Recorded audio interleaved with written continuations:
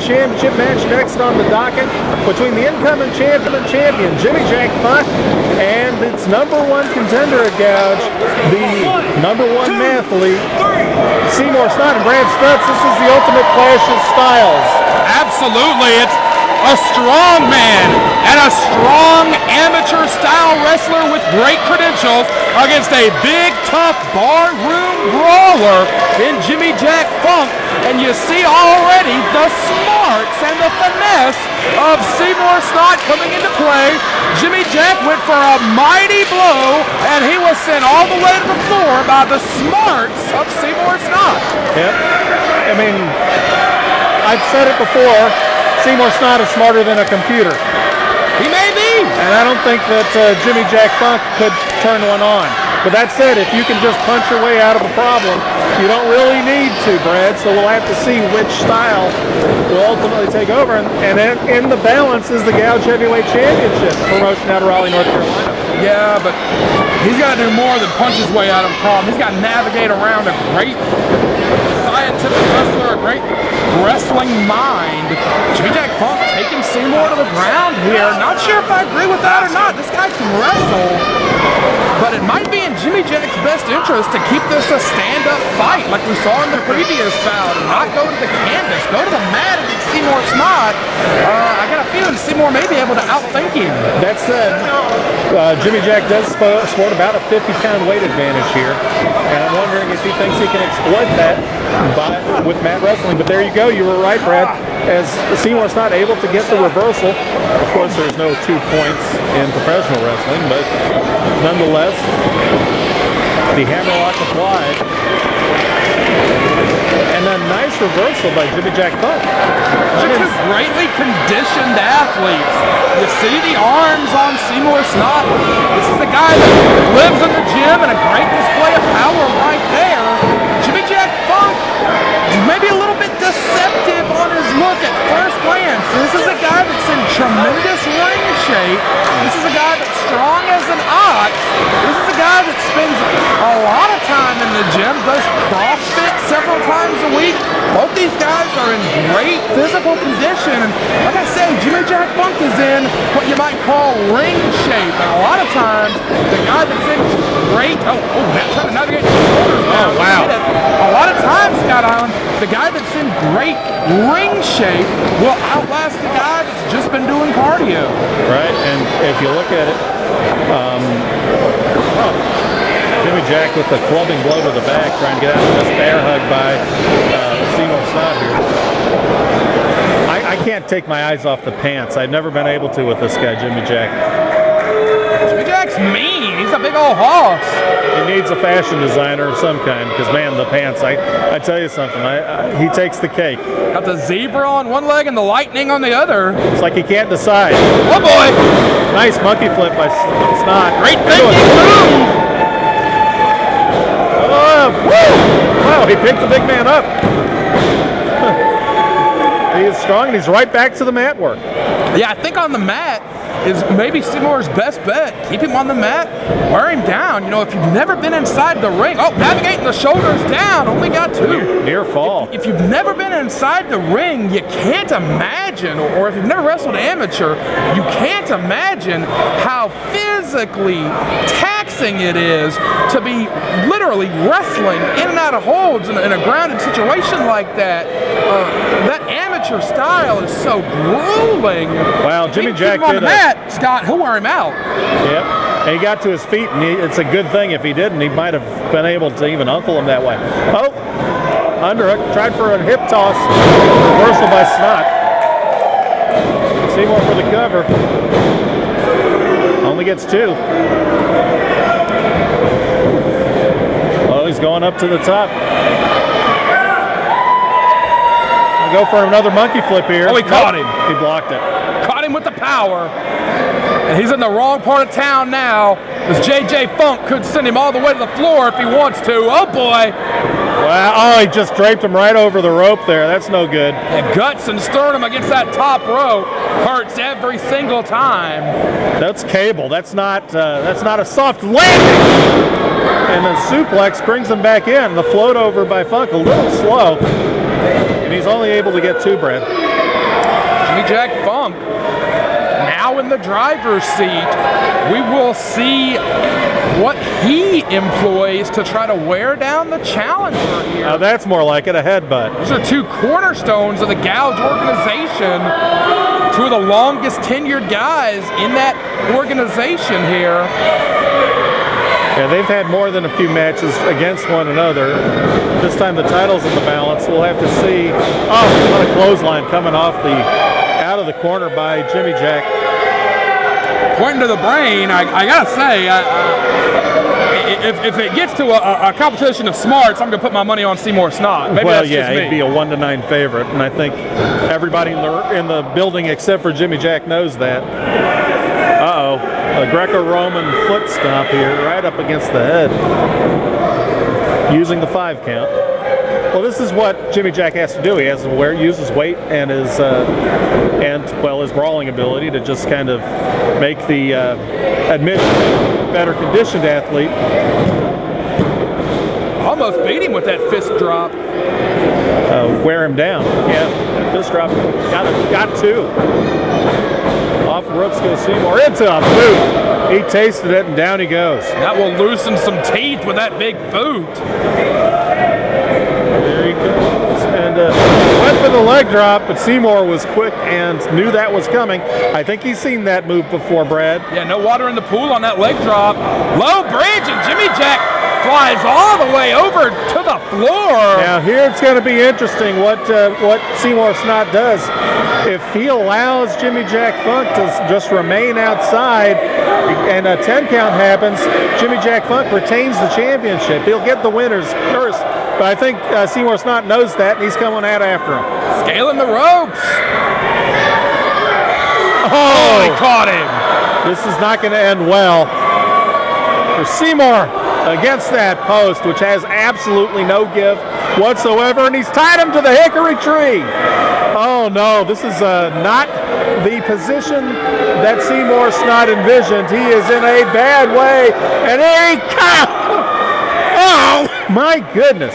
Charge nailed him right in the hip with all that 280 pounds. And now I think that if Jimmy Jack just sits in an Indian style in the middle of the ring, this match may be over. He's got to count to 10.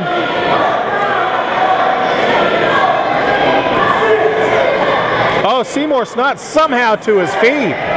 He's got a couple seconds left here. Oh, Jimmy Jack saw he was coming in. He pulled him in for him. Jimmy Jack toying with the challenger. How obnoxious. Yeah.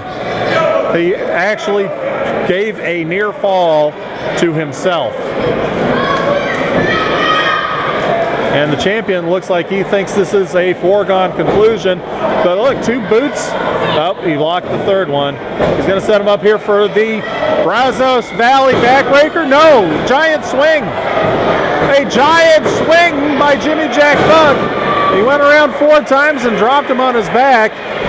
And unfortunately, Jimmy Jack Funk is now dizzy. I don't think he's done too many giant swings in his career, Brad. And let's mark it down at this point in the match, when he could have gone for the submission and probably gotten it. He decided to get a little bit cute, went for the giant swing, and now Jimmy Jack's as worse for wear as Seymour Snott is. Yeah, both men. That was a blunder, I think. Both men dazed and confused at this point. That's that flip. Uh-oh. That's not even almost legal. No. Right by the throat. Oh, into the slam. Great power from JJ Funk. Oh, he's going for maybe a Samoan drop. Samoan drop dead into the center of the ring. And look at the arrogant cover, Brad. You know what? He could have had it if he didn't. He wasn't so in love with himself on that move. You know, if you don't hook the leg, you give your opponent another opportunity.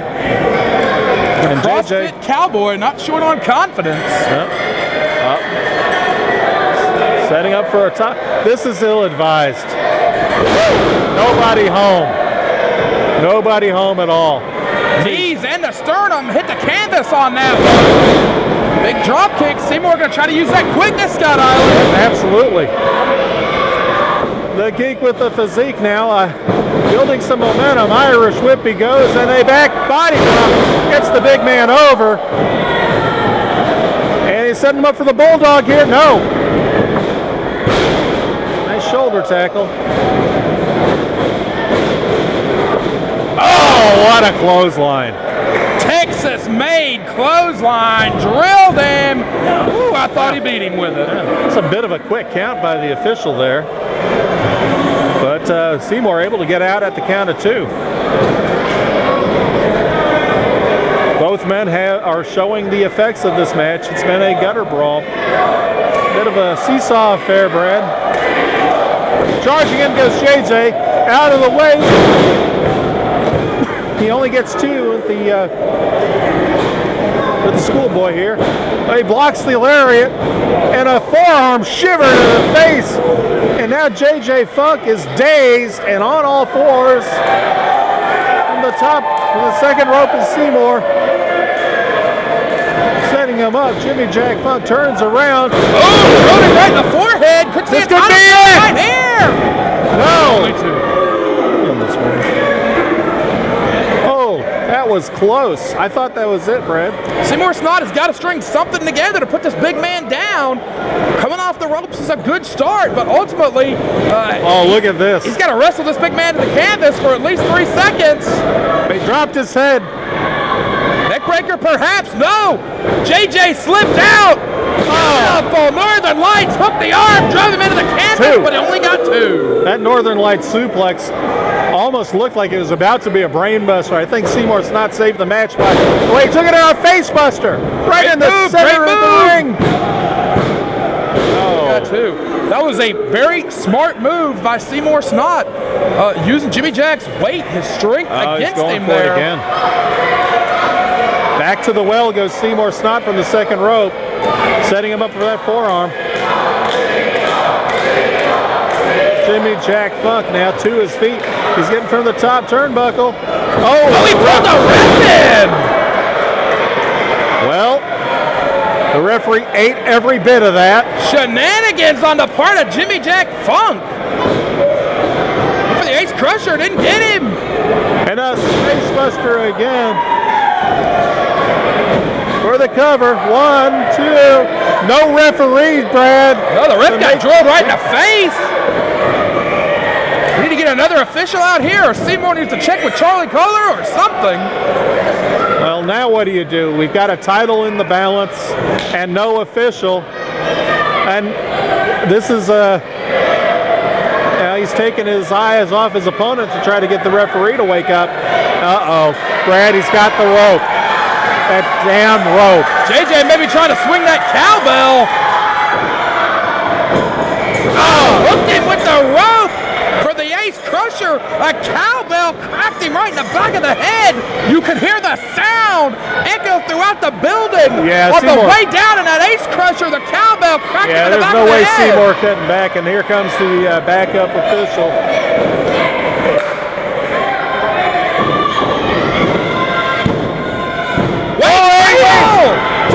He got him! He got him! New champion here in Knoxville! Seymour Snott with a victory out of nowhere. And a crucifix type maneuver. And Jimmy Jack Funk just snatched defeat out of the jaws of victory. Seymour Snott is the new Gouge champion. And nobody in the building saw that coming, Brad. Big news here from Knoxville. Tell somebody we have a new Gouge heavyweight champion. His name, the Geek with the physique, Seymour Snott.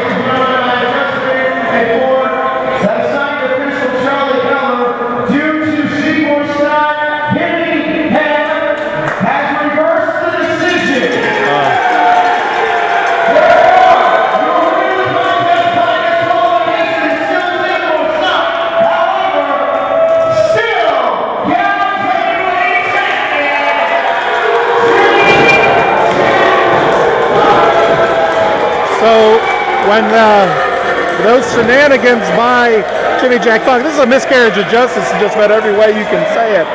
So Seymour Snott still gets the victory and the winner's money, but somehow J.J. Funk gets to leave with the belt. Well, how about that, Brad? It was the manipulation of the official by J.J. Funk that caused the disqualification, but, you know, what are you supposed to do? Referees call awards the match to Snott, but the championship remains with Funk. Well, I'm sure we'll see a rematch after that. We'll be right back.